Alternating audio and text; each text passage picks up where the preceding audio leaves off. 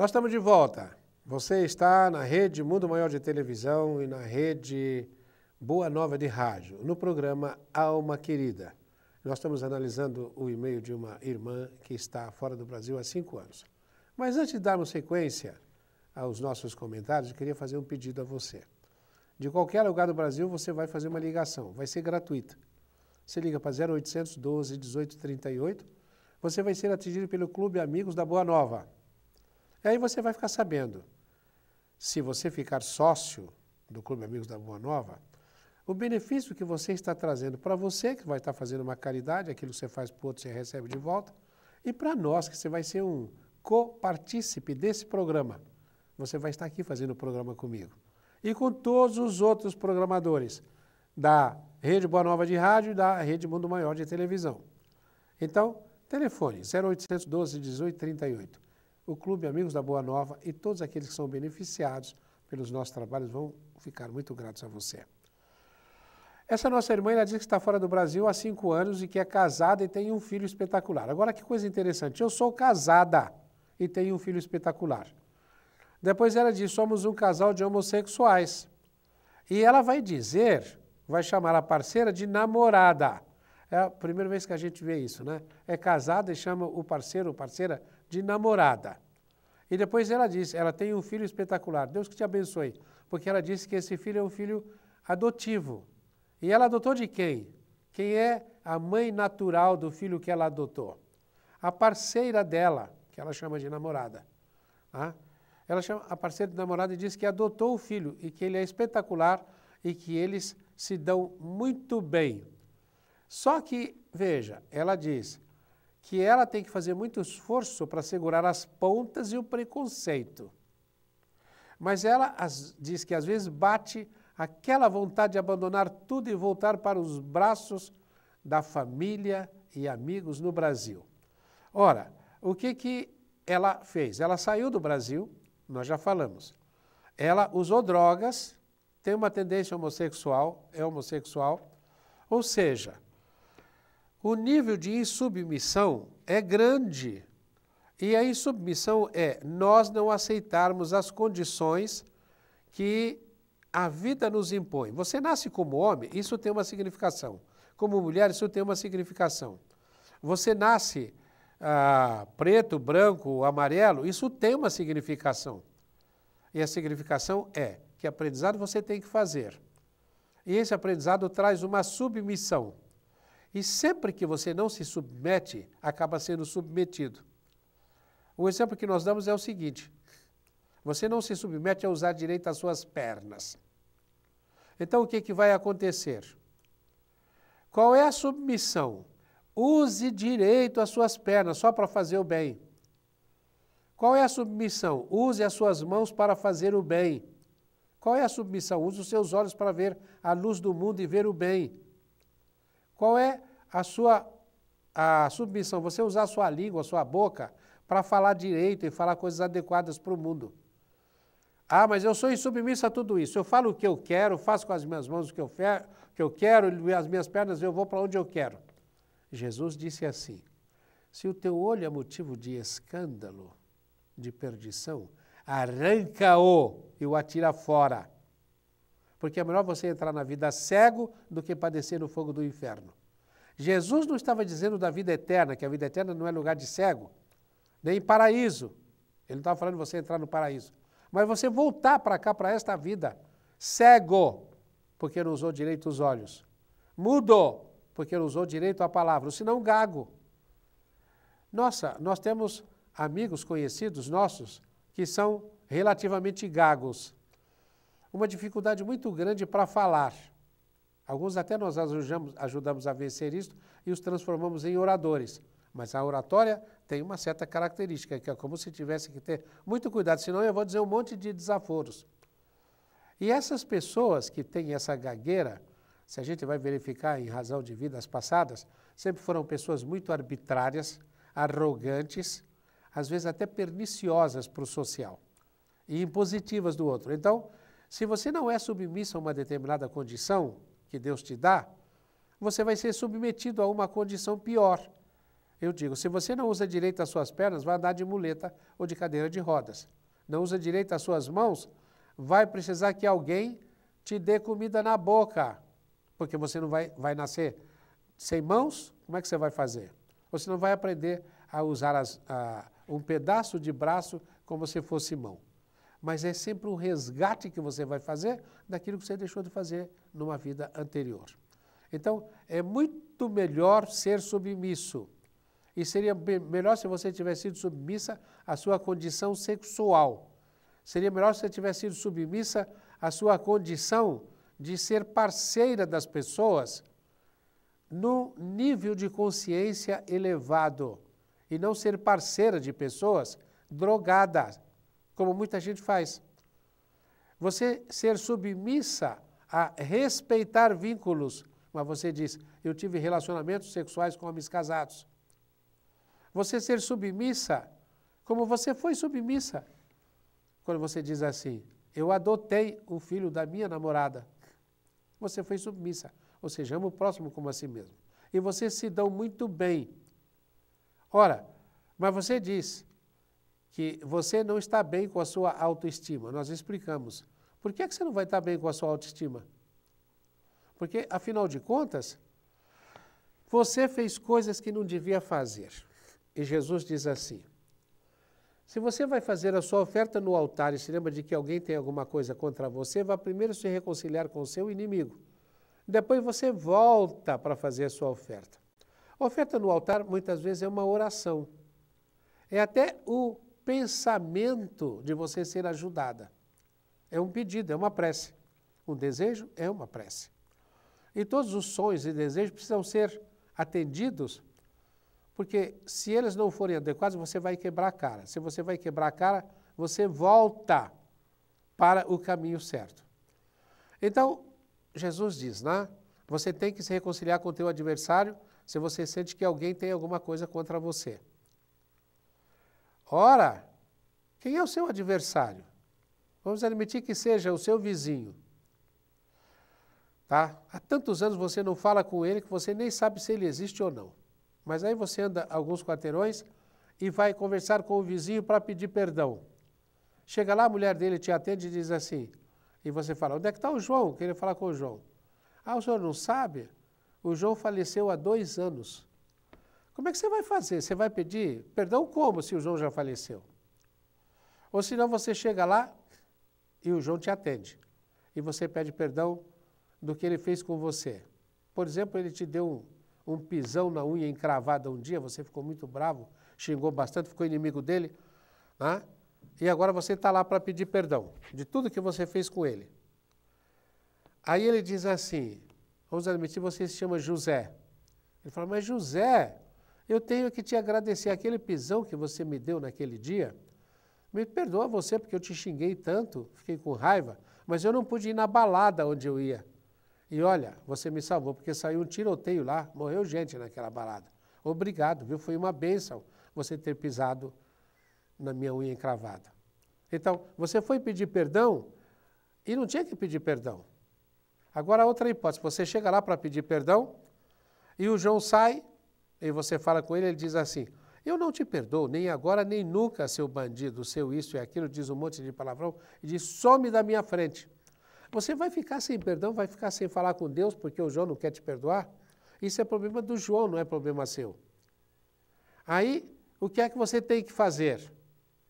O Cristo dá a receita. Se confessardes os vossos pecados, eles vos serão perdoados. Agora, o que é o pecado? É o que você fez para o outro e faz o outro, você vai achar, se alguém tiver alguma coisa contra ti, você vai primeiro se reconciliar. Mas acontece que Jesus diz, numa outra passagem, logo adiante, esse é do Sermão da Montanha, ele diz assim, se você vai fazer sua oferta no altar e se lembra de que você tem alguma coisa contra alguém, vá se reconciliar. Então, o pior inimigo que você pode ter é você mesmo, porque até nessa primeira parte que você acha assim, eu tenho um inimigo, eu preciso me reconciliar com ele. Você vai descobrir que o inimigo principal que você tem é você mesmo, e que você tem que reconciliar-se com você. Nós sempre orientamos as pessoas que nos procuram a que elas façam como que uma prece, né? E nessa prece elas vão fazer o quê? elas vão, primeiro, agradecer àquela pessoa que é considerada inimigo o benefício que ela trouxe. E depois ela vai fazer o possível para ter um comportamento diferente daquele que ela verberou e contra o qual ela gritou, e ter um comportamento espiritual. Aí ela vai procurar o quê? Ela vai procurar uma forma de fazer a vontade de Deus, aceitando aquela situação e se propondo a subir na escala divina e ajudar também a pessoa com quem ela está se relacionando. Então, essa questão a que Jesus se refere, quando diz assim, se você tem alguma coisa contra alguém, vai se reconciliar, ele diz também, se alguém tem alguma coisa contra você, você vai se reconciliar. São duas passagens diferentes. Então, nós dizíamos, se você vai se reconciliar com o seu inimigo, você chega lá, ele pode dizer para você que você o salvou do tiroteio na balada. Ou senão você pode chegar lá e ele dizer para você o quê? Vá se danar, não quero saber de você nem agora nem nunca, não te perdoo, nem te desculpo nem agora nem nunca, quero que você vá arder no fogo do inferno. Como é que você vai fazer? Isso significa que não é com o inimigo ou com a outra pessoa com quem você tem que ir falar. Você tem que resolver isso dentro de você. E você resolve como? Jesus deu o caminho. Se confessares os vossos pecados, eles vos serão perdoados. Quem se fizer humilde será exaltado, quem se exaltar será humilhado. Então, o que é que você tem que fazer? O Pai Nosso diz o quê? Perdoai as nossas dívidas como nós perdoamos os nossos devedores. Deus te perdoa, você perdoa os outros. Se alguém tem alguma coisa contra você, se você tem alguma coisa contra alguém, perdoa. Se alguém tem alguma coisa contra você, você pede perdão a Deus. E você tem que estar nessa harmonia para poder fazer a sua oração. Ora, como é que você diz aí, no seu e-mail, que você tem uma baixa autoestima? Você tem essa dificuldade. O que é que faz com que nós tenhamos uma baixa autoestima? Se você for numa igreja evangélica, eles vão dizer assim, o pecado.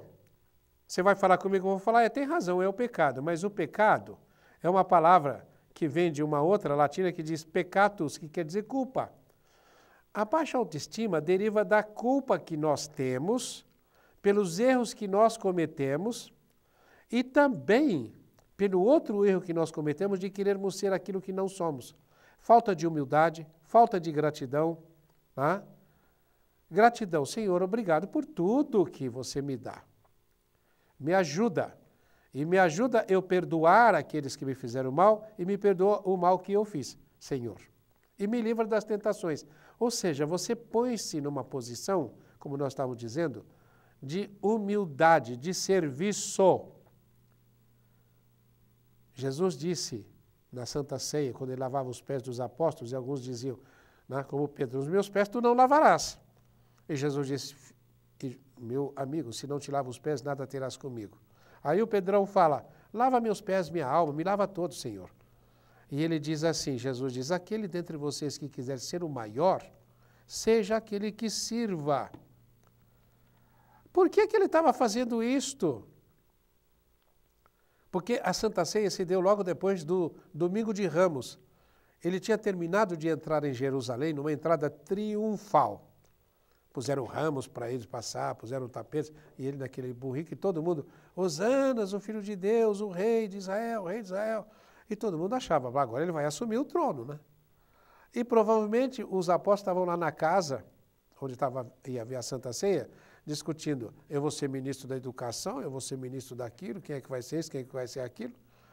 E ele aparece no meio daquela discussão com uma toalha em torno da cintura e com uma bacia d'água e vai lavar os pés dos apóstolos. Ora, minha querida, você que está longe do Brasil, imagine que Jesus está lavando os seus pés agora. Lavar os pés dos apóstolos é limpar os nossos caminhos. Mas para isso você precisa ter humildade e falar, tá bom, Senhor, eu aceito o que eu fiz. Eu aceito tudo isso que eu fiz. E se você me perdoar, eu também me perdoo. Obrigado, Senhor. E aí você vai aceitar que Jesus está com você. Que Deus está com você. E isto, minha querida, é o quê? é uma outra parábola linda que Jesus fala, que eu acho maravilhosa, que é do filho pródigo. O filho pródigo é arrogante no começo. Pai, me dá minha herança que eu quero sair para o mundo, quero curtir a vida. E o pai dá a herança, ele sai e gasta tudo. É tão interessante isso, né? Porque no direito aqui, humano, não existe herança de pessoa viva. Mas na Bíblia está dizendo, Jesus diz que deu a herança. Que herança é essa? É a herança que nós temos do Pai Celeste. Então ele saiu e malbaratou os talentos divinos. Até que ele chega a uma condição em que ele não tem mais nada, ele está trabalhando para um criador de porcos. Olha, ser criador de porco para judeu é uma coisa aviltante. Trabalhar para um criador de porco é mais aviltante ainda. Eles não comem carne de porco, por exemplo. E diz lá na parábola que ele estava numa situação tão miserável que ele não tinha o que comer. Então, o que ele comia? Bolotas das comidas de porco quando sobrava. Isso significa nós mesmos, quando nós estamos numa situação tão difícil, tão estranha, tão inferior, que nós estamos vivendo, alimentando entidades inferiores, os porcos. E comendo comida de porcos, as vibrações inferiores. Nós estamos tendo a mesma vibração. Aí, normalmente, vem um sofrimento. E o filho pródigo faz o quê? Ele cai em si. É aquilo que nós dizíamos, se você não se submete, é submetido. Ele cai em si e diz assim, olha que vida desgraçada que eu estou tendo, que vida miserável. Na casa do meu pai, os servidores são tratados melhor do que eu. Olha que lindo, né? Os servidores, aqueles que servem Jesus, aquele que quiser ser o maior, seja o servo de todos. Os servidores são tratados melhor do que eu. Eu vou voltar, prostrar-me aos pés do meu pai e dizer, pai, pequei contra os céus e contra ti. Perdoa-me e aceita-me de volta na tua casa. Como? Olha só a meta, hein? O mais humilde dos teus servidores. Nós somos o filho pródigo. Minha querida, você é a filha pródiga aí no exterior. E você, com esse e-mail, você está dizendo assim, eu quero ser aceita de volta na minha casa como a mais humilde das servidoras. Eu quero voltar para os braços dos meus familiares. Querida, você quer voltar para os braços de Deus, porque você tem uma mente cheia de culpa. Quando Jesus diz assim, você vai fazer sua oferta no altar, a sua prece, e se lembra de que você tem alguma coisa contra alguém. É você que tem uma coisa contra quem? Contra você mesma. É a sua consciência que te acusa. Alguém tem alguma coisa contra ti. Você acha que a mulher dos homens casados com os quais você se relacionou, essas mulheres, elas teriam alguma coisa contra você. Você usou drogas, seus pais teriam alguma coisa contra você. Você mesma tem alguma coisa contra você. E a pior coisa que pode nos acontecer é nós sermos inimigos de nós mesmos. E na realidade, sempre nós somos, né? O pior inimigo que nós podemos ter somos nós mesmos. Então, para você se livrar desse inimigo, peça a Deus que te perdoe. Então Deus vai afastar a você perseguidora de você querendo fazer o caminho. A outra coisa, peça a Deus que te ajude a perdoar aqueles a quem você prejudicou. E proponha-se a fazer uma nova jornada. A partir de agora, eu não terei mais relações com homens casados. Na próxima encarnação, não terei relacionamento com homens casados. Ainda ontem à noite, eu estava examinando alguns escritos meus do passado e me dei conta de uma coisa, de um escrito lá que ficou pela metade. Eu preciso retomar isso. É fazer uma espécie de um escrito para uma indução hipnótica em que você comece a programar sua próxima encarnação.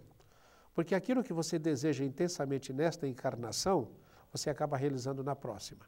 Agora, imagine se você pudesse ter uma indução hipnótica mais ou menos assim. Olha, você agora vai visualizar que na próxima encarnação você vai ser luz. A luz de Deus que vai haver em você vai estar exteriorizada, iluminando todos à sua volta. Você vai se imaginar na próxima encarnação fazendo com que a sua luz brilhe. Jesus disse que brilhe a vossa luz para que os homens vendo as vossas boas obras glorifiquem ao Pai que está nos céus. Então você vai saber que as boas obras são asilos, orfanatos, hospitais, mas são também você fazer brilhar a luz daqueles que estão ao seu lado. Então você vai agora começar a fazer brilhar a luz da sua parceira, a luz do garoto que você diz ter adotado, e você vai dar graças a Deus por estar onde está, e se for possível você vai voltar para os seus familiares, mas não com essa ideia de que eu faço uma coisa ou eu faço outra. Você vai se perguntar, Senhor, o que quer que eu faça? Então, na indução teria, na próxima encarnação, você ser capaz de, como Paulo de Tarso, estar sempre se perguntando, Senhor, o que queres que eu faça? Na próxima encarnação, você vai ter a capacidade de dizer para você mesmo, eu quero seguir à risca aquilo que Jesus disse, não poder servir a Deus e ao mundo, quero servir a Deus, eu quero ser o servo mais humilde dos servidores da casa do Pai. E como o pai do filho pródigo, Deus vai fazer a mesma coisa com você. O filho é levantado, ele está de joelhos, o pai levanta o filho, põe um manto sobre ele e põe um anel no dedo dele. Levanta, quem se fizer humilde será exaltado. Põe o manto, né? Deus dá apoio àqueles que o adoram. E faz uma aliança, põe um anel no dedo. Aí você vai andar de que forma? Entra na casa do teu Senhor e entra no gozo do teu Senhor, como diz Jesus no final da parábola dos talentos. Então, quando acontecer isto, você, estando fora do Brasil ou no Brasil, estando com seus familiares ou longe deles, você vai se sentir perto, porque espiritualmente você vai estar sintonizada com você mesmo. E não vai ter medo de estar vivendo, e nem ter medo de caminhar pela vida, seja no Brasil ou fora do Brasil. Olha, eu espero ter ajudado você. Se não, você manda outro e-mail, dando mais detalhes, nós voltaremos a conversar. Paz e luz no seu coração e no coração de todos os nossos queridos ouvintes e telespectadores, e até o próximo programa, se Deus quiser.